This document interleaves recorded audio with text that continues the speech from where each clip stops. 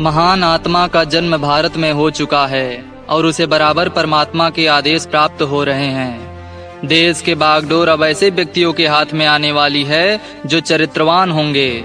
ऊपर से तमाम शक्तियां नीचे उतरकर आ गई हैं और थोड़े दिनों में ये अपना कार्य करना शुरू कर देंगी।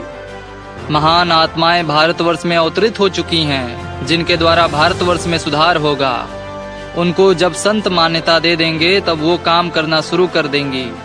संतों के मान्यता देने पर ही अवतारी शक्तियों की पूजा होती है। जब तक संतों का कार्य समझाने बुझाने का चल रहा है तब तक वे शक्तियां कुछ नहीं कर सकती हैं। वे पूर्ण शाकाहारी हैं और चरित्रवान हैं।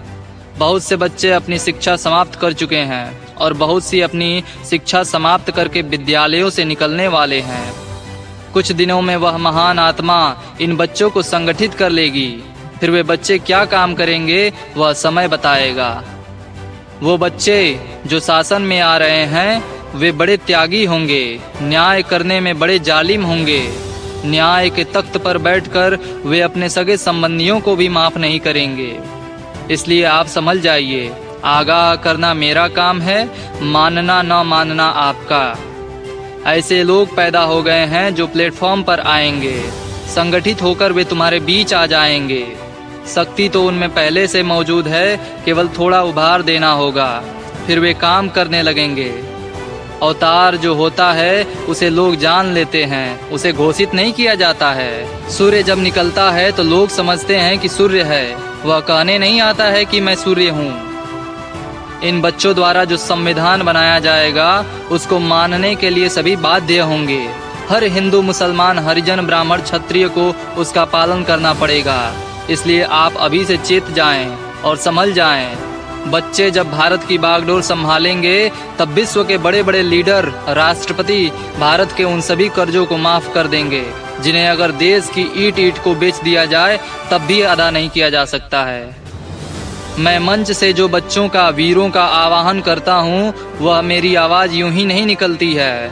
इस समय देश में जहाँ जहाँ भी बच्चे हैं उनमें एक शक्ति का संचार होता है और उनमें जागृति आती है। उनमें इस बात की फुर्ना पैदा होती है कि अब कुछ कर दिया जाए, लेकिन समय से सब काम होता है। सूरज अगर समय से पहले निकल जाए तो उसकी कदर नहीं रहेगी। थोड़ा सब्र कर लो। वो बच्चे जो आगे आने वाले हैं सच्चे सेवादार होंगे और गांव-गांव में घूमते घूमते उनकी जूतियां घिस जाएंगी। जब तक वो एक एक को रोटी नहीं दे देंगे खुद रोटी नहीं खाएंगे। उन बच्चों की बातों को तुम्हें मानना होगा। ग्रामवासियों, तुम घबराओ नहीं, धीरज रखो। वे बच्चे जब शासन में आ जाएंगे तो तुम्हें और तुम्हारे बच्चों को सुबह, दोपहर, शाम भर पेट भोजन देंगे। तुम्हें कोई तकलीफ नहीं होने देंगे। उन बच्चों के आने का समय निश्चित है और उसी समय देश की बागडोर उनके हाथों में चली जाएगी। बच्चों, जन जन को रोटी देना, कपड़ा देना, सुरक्षा देना, व्यवस्था करना, हर प्रकार की सुख सुविधाओं को देना तुम्हारा काम होगा। मेरा काम आत्माओं को जगाकर परमात्मा के पास पहुंचाने का होगा। तुम्हारी ये बड़ी बड़ी डिग्रियां धरी रह जाएंगी और इनकी कोई कदर नहीं होगी। भविष्य में आने वाले ये सीधे साधे लोग सेवा और कर्मठता का आदर्श दिखा देंगे। महान शक्तियां जब कार्य क्षेत्र में उतरेंगी तो 50% टैक्स समाप्त हो जाएंगे। आगे क्या क्या होने वाला है यदि मैं तुम्हें अभी बता दूं तो तुम्हारी फूंक निकल जाएगी। अभी तो तुम मन के लड्डू खूब खा लो। अमेरिका, इंग्लैंड, स्विट्जरलैंड के बैंकों में खूब रुपया जमा कर लो, फिर आगे देखो क्या होता है।